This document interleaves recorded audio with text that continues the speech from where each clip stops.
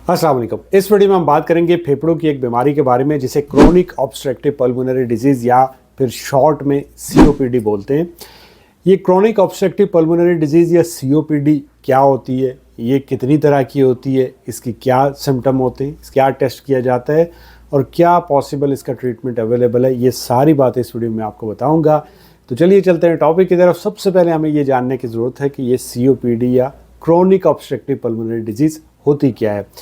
तो जो COPD होती है ये एक फेफड़ों की लंबे अरसे तक चलने वाली बीमारी होती है। C से मतलब होता है क्रोनिक उन बीमारियों को बोलते हैं जो लंबे अरसे तक चलती हैं। O का मतलब होता है ऑब्स्ट्रक्शन से मुराद ये होती है कि जो सांस की नली होती है वहाँ पे ऑब्स्ट्रक्शन हो जाती है, रुकावट हो जाती है। P से मुराद होता है पल्मोनरी यानी आपके जो फेफड़े होते हैं, और D से मतलब होती है डिजीज़।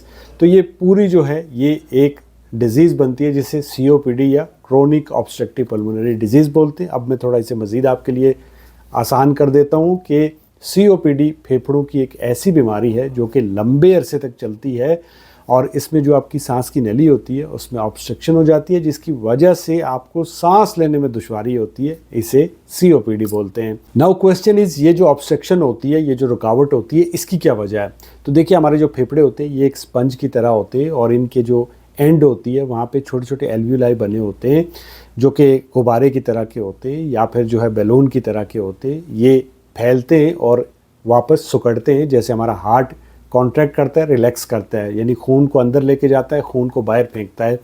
तो इसी तरह से ये फैलते हैं और फिर जो है सिकुड़ जाते हैं। जब हम सांस लेते हैं तो ऑक्सीजन इन एल्वियोलाई के अंदर पहुँचती है जहाँ से ये ऑक्सीजन खून में चली जाती है और कार्बन डाइऑक्साइड इन एल्वियोलाई के ज़रिए बाहर निकल आती है।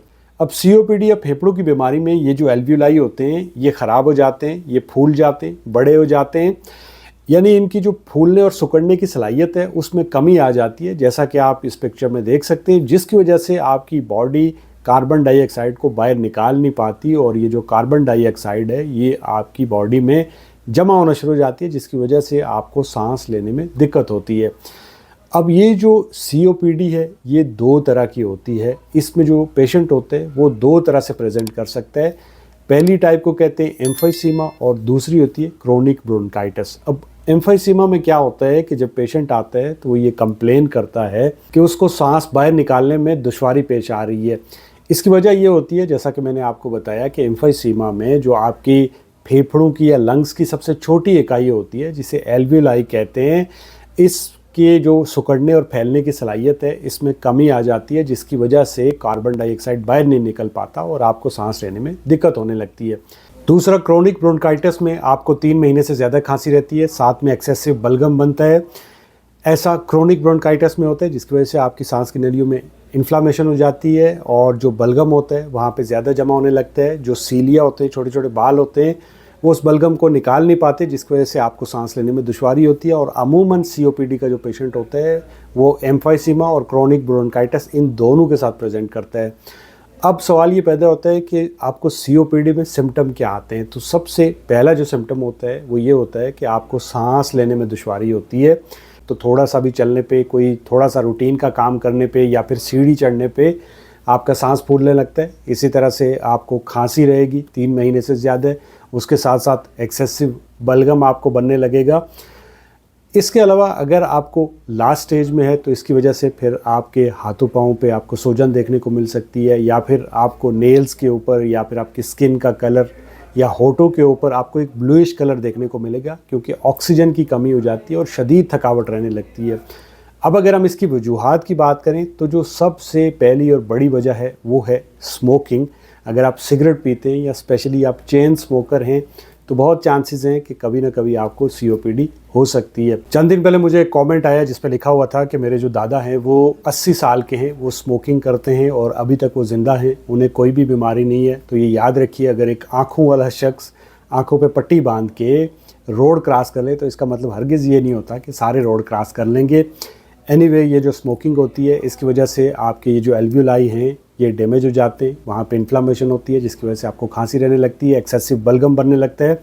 इसके साथ साथ इसकी जो और वजूहात हैं उसमें आजकल जो पोल्यूशन है, जो स्मोक है, स्पेशली अगर आप कराची में जाएं, लाहौर स्पेशली अगर आप वहाँ पे हैं, इसी तरह से अगर आप किसी ऐसी जगह पे देहात में हैं जहाँ पे आपको चूल्हा जलाना पड़ता है, उसका धुआं है, तो उसकी वजह से भी आपके साथ ये प्रॉब्लम हो सकता है। इसके अलावा ऐसे लोग जिनको बार बार नमूनिया हो रहा हो, या फिर टीबी के जो मरीज़ होते हैं, या फिर अगर आपकी एज 40 साल से कम है, तो एक प्रोटीन होता है जिसे अल्फा-1 एंटीट्रिप्सिन कहते हैं, इसकी कमी की वजह से भी आपको COPD हो सकता है। अब अगर हम COPD को डायग्नोज करने के लिए टेस्ट की बात करें तो इसके लिए एक टेस्ट किया जाता है जिसे स्पेरोमेट्री टेस्ट कहते हैं, या फिर पल्मोनरी फंक्शन टेस्ट भी इसको बोलते हैं, यानी PFT टेस्ट भी इसको बोलते हैं। इसमें आपका डॉक्टर आपको एक कंप्यूटर के सामने बैठाता है और आपको एक नली में फूंक मारनी होती है, एक आला होता है जिसमें आपको फूंक मारने के लिए बोला जाता है। आपका डॉक्टर 2 चीज़ें इसमें मॉनिटर करता है। एक ये देखता है कि जब आपने फूंक मारी तो पहले सेकंड में आपने कितनी कार्बन डाइऑक्साइड बाहर छोड़ी, और दूसरी चीज़ जब आपने पूरी सांस छोड़ी तो आपने कितनी कार्बन डाइऑक्साइड बाहर निकाली। इन 2 चीज़ों को देखने से आपके डॉक्टर को अंदाज़ा हो जाता है कि आपके फेफड़े कैसे काम कर रहे हैं। इसके अलावा आपका जो डॉक्टर है वो एक्सरे करने को बोल सकता है, CT स्कैन करके देख सकता है, 6 मिनट वॉक टेस्ट होता है वो करके देख सकता है। इसके अलावा अगर आपकी एज 40 साल से कम है तो अल्फा-1 एंटीट्रिप्सिन टेस्ट भी किया जा सकता है, बट मोस्टली स्पेरोमेट्री और इसके साथ में एक्सरे किया जाता है। अब अगर हम इसके इलाज की बात करें तो देखिए, जो क्रोनिक डिजीज़ होती है इनको मुकम्मल तौर पे ठीक नहीं किया जा सकता, बट प्रिवेंशन से और मेडिसिन से इसमें बेहतरी लाई जा सकती है। कुछ लोग COPD को और अस्थमा को एक साथ रिलेट करते हैं, बट ये 2 अलग अलग बीमारियां हैं। जो COPD है इसका मुकम्मल इलाज मुमकिन नहीं है, जबकि अस्थमा को मुकम्मल तौर पे ठीक किया जा सकता है। तो अगर आपको COPD है तो सबसे पहला जो आपने काम करना है वो स्मोकिंग छोड़ देनी है। अब स्मोकिंग को ऐसे नहीं छोड़ना कि आपने कम करने, अगर आपको COPD है तो कंप्लीट इसको बंद कर दे फौरी तौर पे। नंबर 2 चीज़ आपने ये करनी है कि अगर आप किसी ऐसी जगह पे हैं जहाँ पे बहुत ज़्यादा स्मोक है, पोल्यूशन बहुत ज़्यादा है, तो मास्क का इस्तेमाल करिए। नंबर 3, अगर आप घर में काम करते हैं और जो चूल्हे का धुआं होता है उससे बचने की कोशिश करिए। नंबर 4 पे आपके नज़दीक में जो पल्मोनरी रिहेबिलिटेशन सेंटर बने हुए हैं उनमें जाइए, वहाँ पे डॉक्टर होते हैं, वहाँ पे नर्सें होती हैं, वहाँ पे फिजियोथेरापिस्ट होते हैं जो कि आपको गाइड करेंगे और साथ साथ में ब्रीदिंग जो एक्सरसाइज है वो भी आपको एडवाइस करेंगे, जिससे आपको काफ़ी रिलीफ मिल सकता है। इसके अलावा आप एक एक्सरसाइज घर में कर सकते हैं जिसे पर्स्ड लिप ब्रीदिंग कहते हैं। मतलब ये होता है कि आपने रिलैक्स हालत में बैठना है, आप एक चेयर पे बैठिए, उसके बाद आपने नाक के ज़रिए सांस लेनी है और मुंह के ज़रिए छोड़नी है। ये कैसे करते हैं, इस पे बहुत सारी आप वीडियोस यूट्यूब पे देख सकते हैं, बट बहुत ही इजी तरीका है और ये तकरीबन आपने दिन में 4 से 5 दफ़ा करनी है। आपको जब भी शॉर्टनेस ऑफ ब्रेथ हो, आपको लगे कि आपको सांस लेने में दुश्वारी हो रही है, आप ये एक्सरसाइज करेंगे, इससे आपको काफ़ी रिलीफ मिलेगा। आपने नॉर्मल हालत में बैठना है, अपने कंधों को रिलैक्स करना है, गर्दन को रिलैक्स करना है, उसके बाद नाक से सांस लेनी है।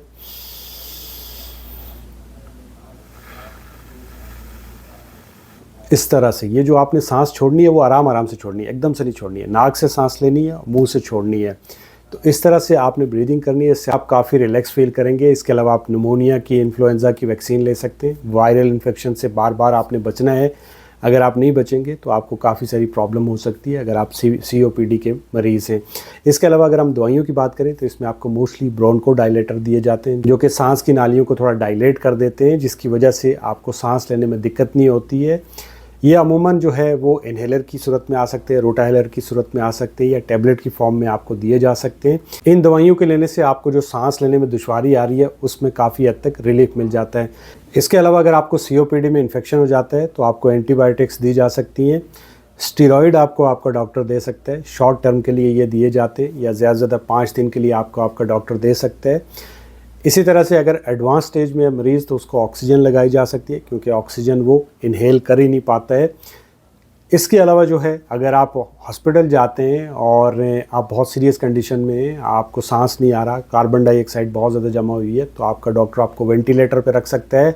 इसके अलावा सर्जरी की जा सकती है जिसे बुलेक्टमी कहते हैं, लंग्स ट्रांसप्लांट किया जा सकता है।